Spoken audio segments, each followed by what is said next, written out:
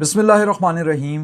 अल्लाह पाक सूरह निसा आयत नंबर 75 में फ़रमाता है, जिसका मफ़हूम है कि आखिर क्या वजह है कि तुम अल्लाह की राह में उन बेबस मर्दों, औरतों और बच्चों की खातिर ना लड़ो जो कमज़ोर पाकर दबा लिए गए हैं और फ़रियाद कर रहे हैं कि खुदाया हमको इस बस्ती से निकाल जिसके बाशिंदे ज़ालिम हैं, और अपनी तरफ से हमारा कोई हामी व मददगार पैदा कर।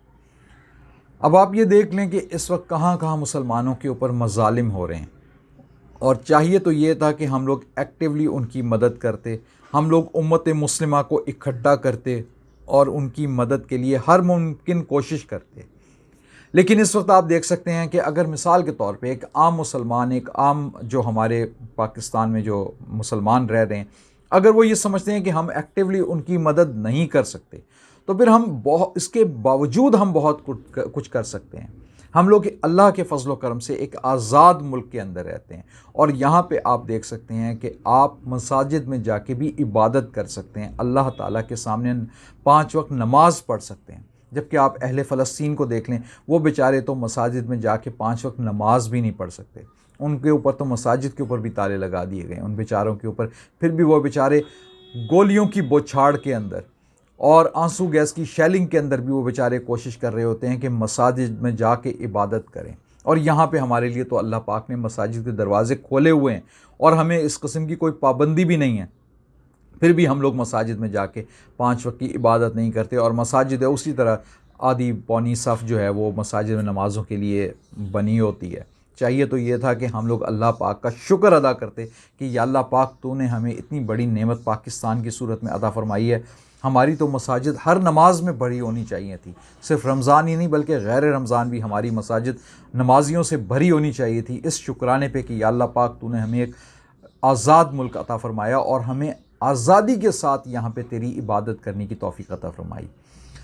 ये तो हम लोगों की, अल्लाह माफ़ करे, नाशुक्री है। हम लोगों को इस नाशुक्री को ख़त्म करना चाहिए, क्योंकि अल्लाह पाक बार बार कुरान पाक में शुक्र अदा फ़रमाने की तलक़ीन फ़रमाता है, और नाशुक्री करने वाले के ऊपर अज़ाब की वईदें अल्लाह पाक सुनाता है। तो हमें सबसे पहली बात तो ये कि इस नाशुक्री से बचना है। हम लोगों ने कोशिश करनी है कि हम लोग नाशुक्री ना करें। अब दूसरी बात जो सबसे अहम है, हम लोग फिर भी उन मुसलमान भाइयों की मदद किस तरह से कर सकते हैं। 2 चीज़ें जिसको हम लोग कर सकते हैं।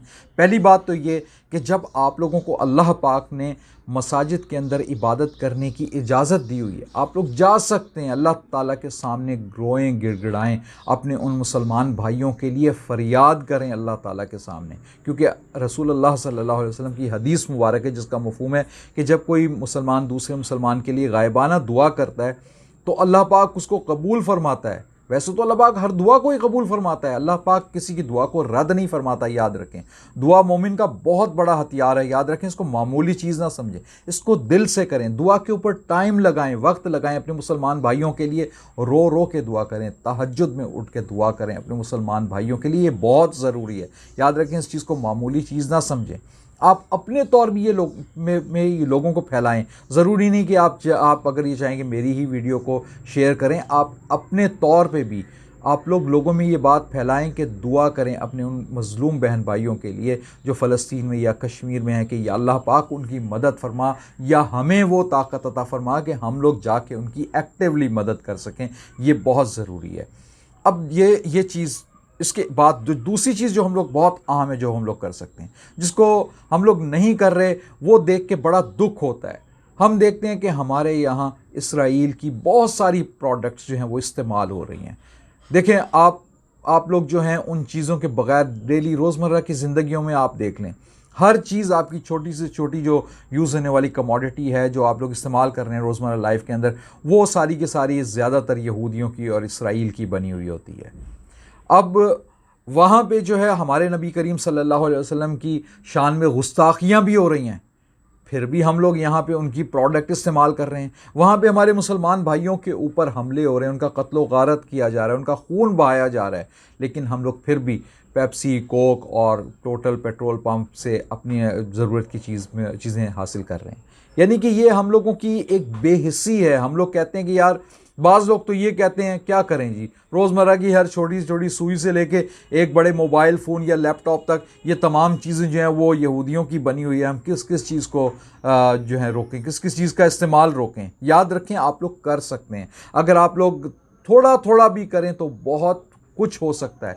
अगर ये 57 के करीब जो मुस्लिम ममालिक हैं, ये अगर अपनी ज़िम्मेदारी को समझें, इस मुस्लिम ममालिक के जो अवाम हैं, जो मुसलमान लोग हैं, जो दूसरे कंट्रीज़ में जो अवाम हैं, मुसलमान लोग रह रहे हैं, वो अगर अपनी ज़िम्मेदारी को समझें तो ये बहुत कुछ कर सकते हैं अल्लाह के फजल व करम से।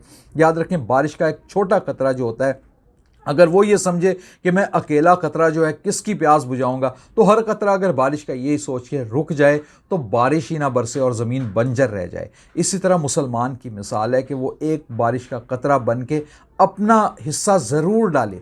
अगर आप बाज़ार जाते हैं, एक छोटी सी भी चीज़ कोई इसमें देखते हैं, आप थोड़ा सा अपना टाइम निकालें और देखें कि यार ये जो प्रोडक्ट है क्या ये यहूदियों की या इसराइल की तो नहीं, जो कि हमारे मुसलमान भाइयों पे जुल्म कर रहे हैं, या हमारे नबी करीम सल्लल्लाहु अलैहि वसल्लम की शान में जो लोग गुस्ताखी कर रहे हैं, ये उनके तो नहीं। हमेशा के लिए इसका बाइकआउट करें, सिर्फ 1 या 2 दिन के लिए नहीं, बल्कि अब याद रखें कि ये हमारी ज़रूरत बन चुका है। ये चीज़ इन लोगों ने हमेशा अपने आप को मजबूत करना है।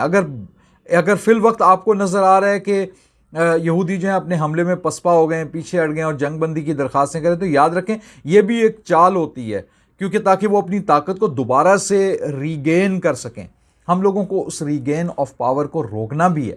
उसके लिए ज़रूरी है कि हम लोग अभी से अपनी लाहेअमल जो है उसको इख्तियार करें और कोशिश करें ज़्यादा से ज़्यादा उन प्रोडक्ट्स का बाइकआउट करें। और आपको पता है वो प्रोडक्ट्स आपको आसानी से पता चल जाएंगी कि कौन कौन सी हैं। आपको हर वक्त लोग जो हैं वो शेयर कराते रहते हैं कि कौन कौन सी प्रोडक्ट्स हैं जो आपने जिनका इस्तेमाल छोड़ना है।